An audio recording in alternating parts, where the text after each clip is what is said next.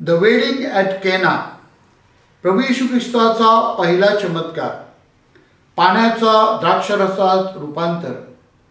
आपण उपासना वर्षाच्या दुसऱ्या रविवारी चिंतन करीत आहोत आणि उपासना वर्षाच्या दुसऱ्या रविवारी आपण योहानाच्या शुभवर्तमानातील जे 7 चिन्ह आहेत त्या 7 चिन्हातील पहिलं चिन्ह जे आहे त्यावर चिंतन करीत आहोत.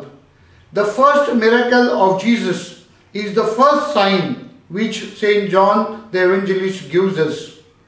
And the purpose of this sign, Saint John says, is that we should have faith in our Lord Jesus Christ. And this faith in our Lord Jesus Christ will give us life and life in abundance. प्रभू येशू ख्रिस्तावर आपण विश्वास ठेवावा आणि त्या विश्वासाद्वारे आपल्याला परिपूर्ण जीवन लाभावे यासाठी हे चिन्ह आपल्याला दिलेले आहे.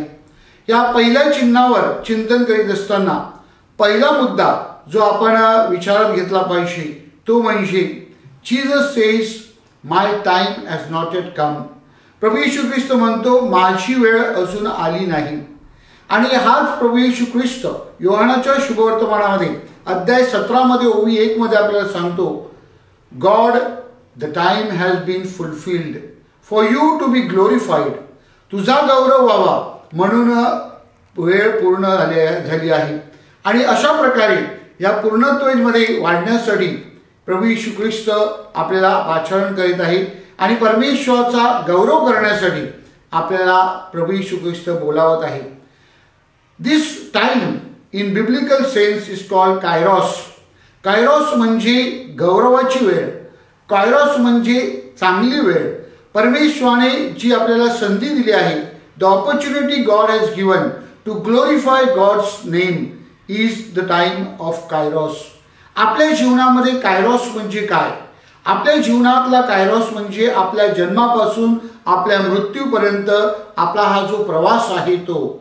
जेव्हा आपण जन्माला येतो तेव्हा जणू काही त्या वेळेची सुरुवात होते. The time begins there and when we die the time ends there. ती आपल्या फुलफिलमेंटची म्हणजेच परिपूर्णतेची वेळ आहे. आणि हा आपला जो प्रवास आहे, जी वेळ परमेश्वराने आपल्याला जीवनाद्वारे दिली आहे ती जणू काही आपल्यासाठी परमेश्वराची एक संधी आहे. It is a time given by God. आणि या वेळेचा आपण सदुपयोग करावा, देवाचा गौरव करावा आणि त्याद्वारे परमेश्वर आपला गौरव करतो हे प्रभू येशू ख्रिस्त आपल्याला दाखवत आहे. The Lord teaches us that when we glorify the Lord will glorify us in return. ह्या चमत्कारामधून दुसरी गोष्ट आपल्याला शिकण्यासारखी आहे आणि ती म्हणजे पवित्र मरिया, the first disciple of Jesus. पवित्र मरिया प्रभू येशू ख्रिस्ताकडे धाव घेते आणि प्रभू येशू ख्रिस्ताला सांगते की द्राक्षरस संपला आहे. Our Lady runs to Jesus and tells him what is the situation. She narrates the situation. She narrates the difficulty. She narrates the tragedy. And त्याद्वारे आपण दाखवू शकतो की पवित्र मरिया या प्रभू येशू ख्रिस्ताला चमत्कार करण्यासाठी आमंत्रण करते. ॲज डिसायपल्स ऑफ जीसस आपण देखील अशाच प्रकारे प्रभू येशू ख्रिस्ताकडे धाव घेतली पाहिजे. But how did our lady go to Jesus? Because she knew Jesus. तिला ख्रिस्त कोण आहे ते माहीत होतं. ख्रिस्ताच्या सामर्थ्याविषयी, शक्तीविषयी पवित्र मरियेला सर्व ठाऊक होतं, कारण तिने प्रभू येशू ख्रिस्ताबरोबर वेळ घालवला होता. लहानापासून त्याला मोठं करण्यामध्ये तिने त्याच्याबरोबर वेळ घालवला होता आणि त्यांचं हे जे नातं होतं त्याद्वारे तिला माहीत होतं की हा कोण आहे. तो देवाचा पुत्र आहे, सर्व शक्तिमान आहे, सर्व समर्थ आहे हे तिला ठाऊक होतं. आपण देखील प्रभू येशू ख्रिस्ताकडे धाव घेऊ शकतो. कधी?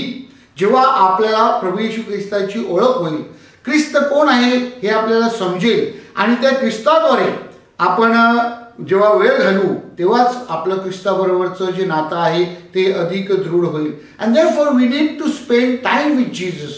We need to grow with Jesus.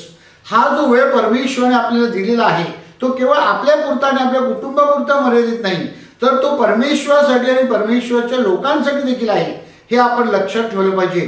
तेव्हाच तो कायरॉस होतो, तेव्हाच त्याचा चांगला वापर होतो, त्या संधीचा आपण जणू काही चांगला उपयोग करू शकतो. आणि म्हणून आपण ख्रिस्ताबरोबर वेळ घालवला तर तो वेळ निश्चितच ख्रिस्ताबरोबरचं आपलं नातं आहे ते अधिक दृढ करण्यासाठी आपल्याला मदत होईल. आणि त्याद्वारे आपल्या अडीअडचणीमध्ये, आपल्या दुःखामध्ये, आपल्या संकटामध्ये आपण ख्रिस्ताकडे धाव घेऊ. तिसरी गोष्ट पवित्र मरियेकडनं आपल्याला शिकण्यासारखी आहे आणि ती म्हणजे पवित्र मरियेला जाणीव होती. पवित्र मरिया जागृत होती. She was aware of what is going on around her. आणि मग त्या दृष्टिकोनातून पवित्र मरियेने धाव घेतलेली आहे आणि ती प्रभू येशू ख्रिस्ताकडे आली.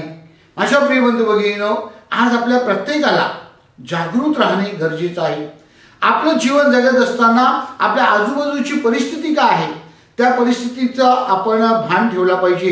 ती परिस्थिती बदलण्यासाठी, त्या परिस्थितीमधील अडचणीवर मात करण्यासाठी आपण पुढे आले पाहिजे. पवित्र मरिया स्वइच्छेने, स्वप्रेरणेने, स्वतःहून इनिशिएटिव्ह घेते, ती पुढाकार घेते. त्याचप्रमाणे आपण नेहमी आपल्या समस्या सोडविण्यासाठी, आपली परिस्थिती बदलण्यासाठी आणि चांगलं जीवन जगण्यासाठी आपण पुढाकार घेतला पाहिजे. आणि जेव्हा आपण पुढाकार घेतो, एकमेकाबरोबर संघटित होतो आणि त्याद्वारे निश्चितच आपण परमेश्वराचा गौरव करू शकतो. आपल्या जीवनामध्ये आपण चमत्कार करू शकतो. दुसऱ्यांचं जीवन फुलविण्यासाठी आपण मदत करू शकतो. आणि म्हणूनच स्वप्रेरणेने, स्वइच्छेने आपण पुढे आले पाहिजेत आणि आपण परिस्थिती बदलण्यासाठी, आपल्या समस्या ज्या आहेत त्यावर तोडगा काढण्यासाठी आपण चिंतन केलं पाहिजे. या दुसऱ्या रविवारी चिंतन करीत असताना आपण हाच आदर्श डोळ्यासमोर ठेवूया की कायरोस म्हणजेच आपलं जीवन, आपल्या जन्मापासून आपल्या मृत्यूपर्यंत आपला जो प्रवास आहे, जी वेळ आहे ती आपल्याला चांगली कशी करता येईल, त्याचा सदुपयोग कसा करता येईल. How can we make the best use of this time to make glorify God and glorify ourselves.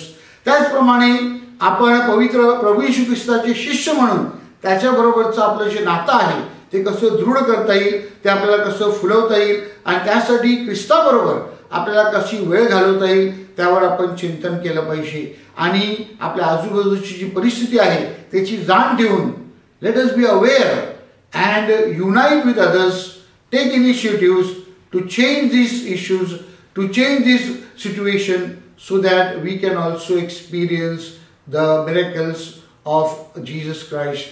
आणि म्हणून या दिवशी आपण विशेष प्रार्थना करूया की कायरोसचा अर्थ आपल्या प्रत्येकाला करावा आणि आपलं जीवन एक कायरोस व्हावं म्हणून परमेश्वराकडे विनंती करूया.